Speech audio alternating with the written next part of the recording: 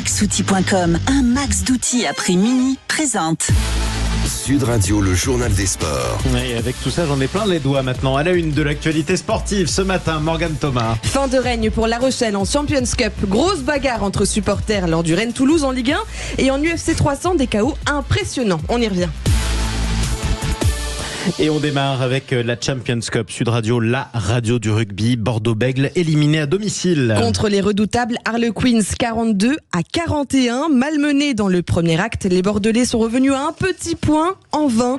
Le manager Yannick Bru est toujours aussi sévère. Il y a quand même une séparation aujourd'hui entre les meilleurs et nous. Donc on va apprendre de ce match, même si effectivement c'est un moment très douloureux. Donc on va voir si on est des grands garçons maintenant pour se remobiliser.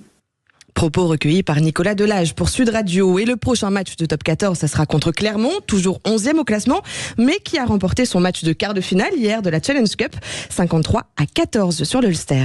Et seul club français victoire de lieu d'hier, puisque La Rochelle aussi est éliminée. Elle ne défendra pas son double titre après ce revers 40-13 à Dublin face au Leinster.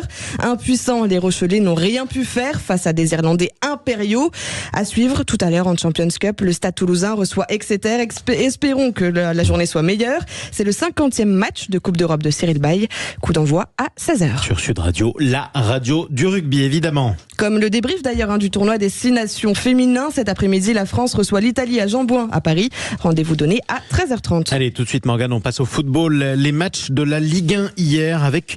alors c'est pas un match, c'est un combat là, puisque c'est une bagarre généralisée entre supporters à Rennes. 10 blessés, dont un à l'hôpital pour commotion cérébrale. Une rixe géante a éclaté devant un bar de la ville bretonne entre supporters.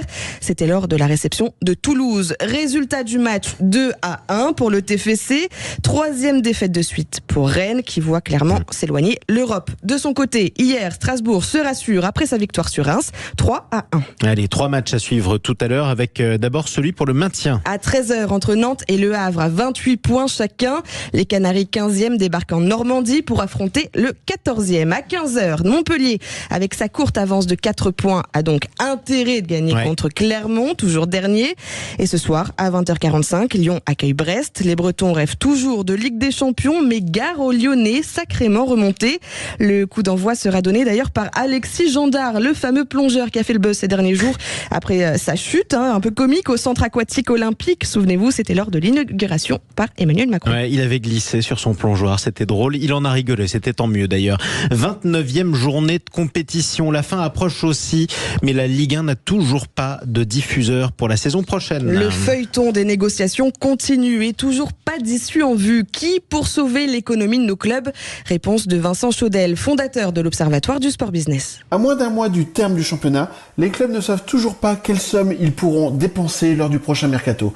Et les fans ignorent comment suivre leur club préféré. Ça ne devrait pas être sur Amazon qui ne souhaite pas mettre plus de 100 millions d'euros. Quant à DAZN, leur enveloppe de 500 millions d'euros et l'absence de garantie semblent les disqualifier. Puisqu'une contribution directe de Canal+ n'est pas d'actualité, il ne reste que beIN Sport pour sauver l'économie de nos clubs. Après l'intervention de Nicolas Sarkozy dans le rachat du PSG et celle de François Hollande pour que le diffuseur qatari épargne la chaîne cryptée, c'est donc au tour du président Macron d'entrer en action. Après un dîner à l'Elysée, la chaîne qatari serait prête à miser 700 millions d'euros pour les droits domestiques, soit environ 10 euros par habitant, là où les diffuseurs italiens investissent 15 euros et les Espagnols 23 euros. Preuve s'il en est que le football en France est un sujet plus politique qu'économique, que notre public est moins bankable que celui de nos voisins. Vincent Chaudel, fondateur de l'Observatoire du Sport Business. Oui, c'est la preuve aussi qu'il y a plus de Français que d'Espagnols. Quoi qu'il en soit, on continue à parler de cela. On passe à la Ligue 2.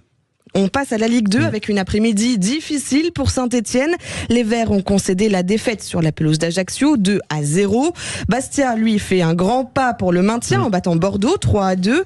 Et puis, bonne opération hier du Paris FC qui passe devant Laval après sa victoire sur 3, score 2-1. Et on reviendra un peu plus tard sur cette inquiétude pour l'Euro après la blessure de Kingsley Coman, le titulaire français du Bayern. Direction maintenant Monte-Carlo pour les Masters 1000 de tennis. Rude s'est offert Djokovic et rejoint donc Tsitsipas en finale, c'est à 15h tout à l'heure. Et puis spectaculaire crochet du gauche d'Alex Pereira, c'était sur Jama'a Hill, suivi d'un KO historique de Holloway sur Geji.